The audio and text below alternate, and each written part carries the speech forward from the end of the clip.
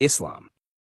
In Islam, when a Muslim dies, the body is washed gently, usually 3 times with water, in a respectful way similar to the purification before prayer. After that, the body is wrapped in a simple white cloth called a kafan in Arabic. It does not matter if the person was rich or poor, powerful or weak. Everyone is buried in the same simple white cloth. The body is buried quickly, usually within 24 hours if possible. It is placed on the right side, facing toward the Holy Kaaba. Before the burial, people perform a special prayer called janazah. The funeral prayer has no bowing and no prostration. It is only standing and asking Allah for mercy. But here's what most people don't know. The real journey starts after burial. According to Islamic texts, 2 angels named Munkar and Nakir appear in your grave. They ask you 3 questions. Who is your Lord? What is your religion? Who is your prophet? If you lived as a believer, the answers flow easily. Your grave expands as far as you can see. A window to paradise opens, and you see your place there. You sleep in peace until Judgment Day. But if you can't answer, your grave becomes so tight it crushes your ribs. A window to hell opens, and you experience punishment until resurrection. This period is called Barzakh, a barrier state between death and the Day of Judgment, where your soul waits. Then comes the Day of Judgment. A trumpet is blown, and every soul that ever lived is resurrected from their graves. All of humanity gathered on one massive plain. The Quran describes the sun brought so close to them that people are drowning in their own sweat based on their sins, some up to their ankles, some up to their necks. Everyone receives their book of deeds. Righteous people get it in their right hand. The wicked get it in their left hand behind their back. Your deeds are weighed on cosmic scales called mizan. Even the weight of an atom of good or evil is counted, nothing forgotten. But here's where it gets intense. After judgment comes the Sirat bridge. Imagine a bridge stretched over hell, thinner than a hair, sharper than a sword. Everyone must cross it to reach paradise. There's no other way. Believers cross based on their deeds. Some cross like lightning, some walk, some crawl on hands and knees. Prophets go first, helping their followers. Prophet Muhammad stands at the end saying, "O Allah, save them, save them." But those who rejected faith, they fall into the fire below. Islam describes 7 levels of hell and 7 levels of paradise, with the highest called Firdaus.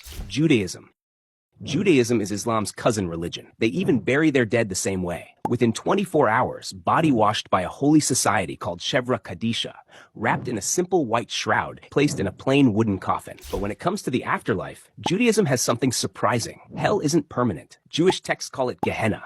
It's not endless torture. It's purification, like your soul going through a spiritual washing machine. The maximum time anyone spends there? 12 months. Even the worst human who ever lived would eventually be purified and move on. This is completely different from Christianity and Islam, where hell is eternal. The righteous go straight to Gan Eden, which means Garden of Eden. Peace, closeness to God, spiritual pleasure. And here's something you will not believe. Judaism teaches that righteous people of all nations have a place there, not just Jews. After death, the soul waits for something called Olam Haba, which means the world to come. The idea is that the world we live in right now is broken and full of suffering. In Judaism, there is a strong belief that one day the Messiah will come and restore justice and peace. In Islam, it is called Dajjal, the false Messiah, the greatest deceiver in history. In Christianity, it is called the Antichrist. At that time, the dead will be physically resurrected. The body will come back to life and reunite with the soul, and people will live in a renewed and perfected world where suffering, injustice, and death will no longer exist. But not all Jews believe the same thing. Orthodox Jews expect actual physical resurrection, meaning their real bodies will come back to life one day. Reform Jews see it more spiritually,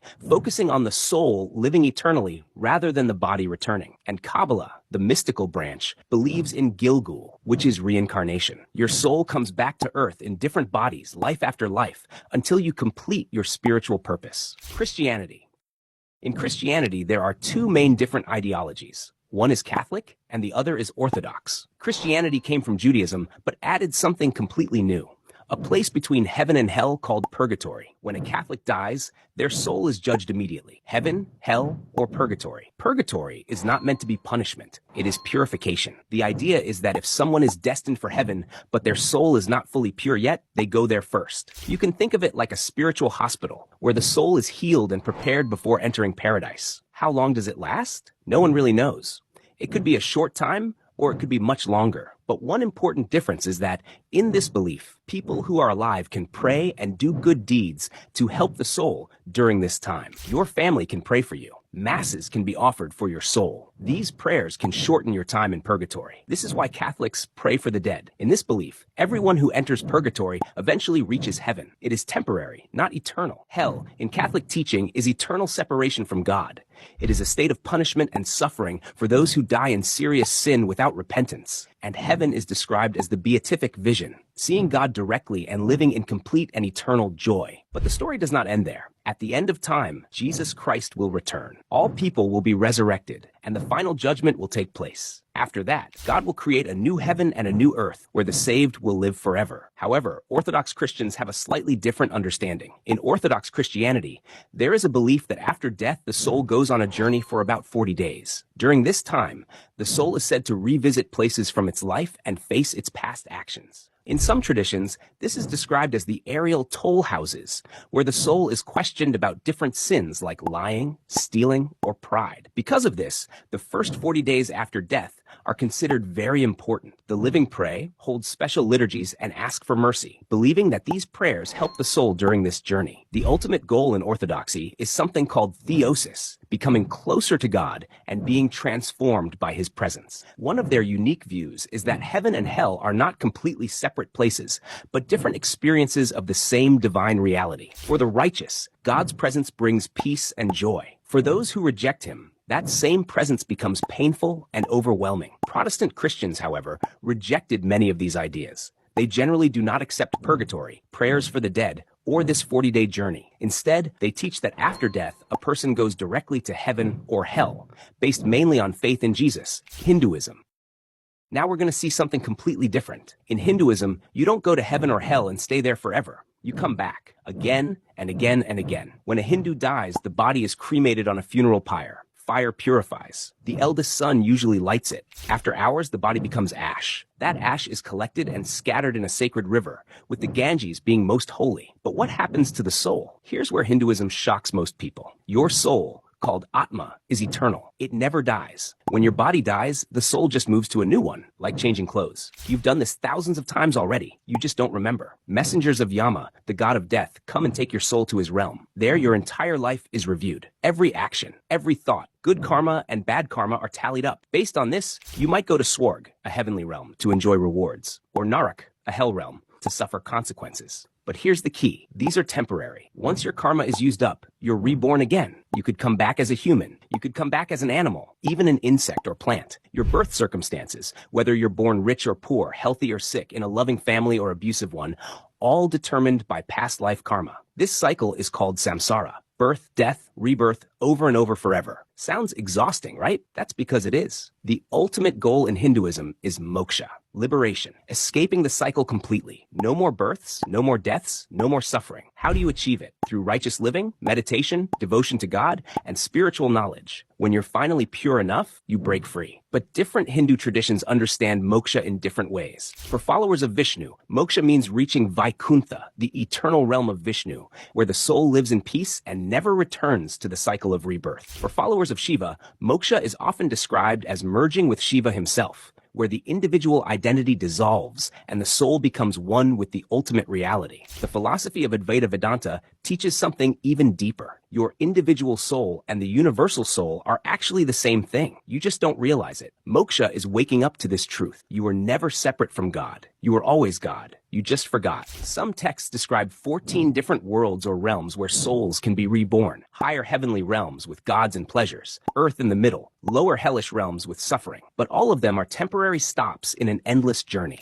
Now, Buddhism took this whole concept of reincarnation and twisted it in a way that changes everything.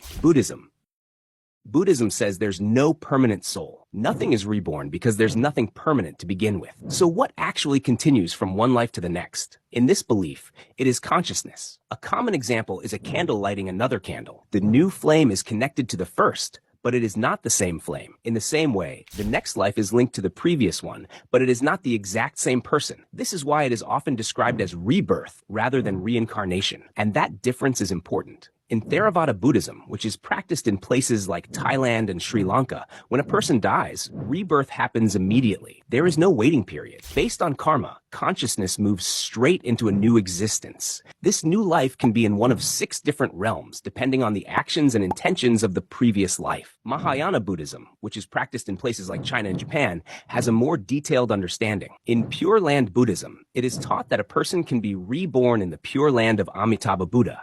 This is seen as a peaceful, pure realm where conditions are perfect, making it much easier to reach enlightenment. Tibetan Buddhism has one of the most detailed descriptions of the afterlife. They describe a process called the Bardo, a period of about 49 days between death and rebirth, where consciousness experiences powerful and intense visions. It is said that soon after death, a person sees a clear and bright light. If they recognize it as their true nature, they can reach enlightenment instantly. But most people become afraid and miss this moment. After that, peaceful and beautiful figures are believed to appear, offering guidance and liberation. If the person understands that these visions come from their own mind, they can be freed. But many do not recognize this and continue on. Later, terrifying and wrathful figures may appear. Even these are seen as projections of the mind, and still another chance to escape the cycle of rebirth. During these 49 days, Tibetan monks may sit near the body and read from the Bardo Thodol, often called the Book of the Dead, guiding the consciousness through this journey. If enlightenment is not reached during this period, rebirth happens in one of 6 realms. There is the God realm, where beings live in pleasure for long ages, but eventually fall. The jealous God realm, filled with conflict. The human realm,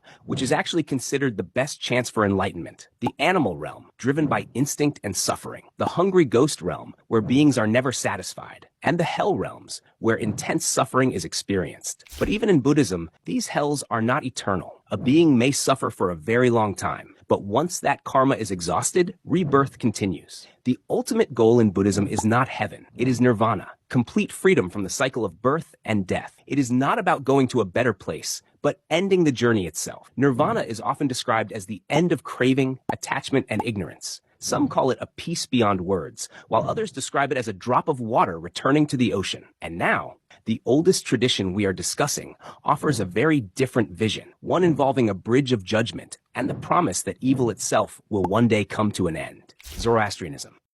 Zoroastrianism is one of the oldest known religions in the world. It is older than Christianity and Islam. Many people believe that some of its ideas about heaven, hell, judgment, and angels later influenced the Abrahamic religions. Traditionally, Zoroastrians did not bury or burn their dead. Instead, they used structures called towers of silence, where bodies were left for vultures. They believed the earth and fire were sacred and should not be polluted by corpses. Today, because of modern laws and changes in society, many Zoroastrians now bury or cremate their dead. After death, the soul is believed to stay near the body for 3 days while prayers are recited. On the 4th day comes judgment at the Chinvat Bridge, which separates the world of the living from the afterlife. At this moment, a person's conscience, called Dana, appears. If someone lived a righteous life, she appears as a beautiful guide, and the bridge becomes wide and easy to cross. The soul reaches the House of Song, a paradise of light and joy in the presence of Ahura Mazda, the god of goodness. If a person lived wickedly, Dana appears frightening, and the bridge becomes extremely narrow. The soul falls into the House of Lies, a place of darkness and suffering. There is also a third possibility. If good and bad deeds are exactly equal, the soul goes to Hamistagan,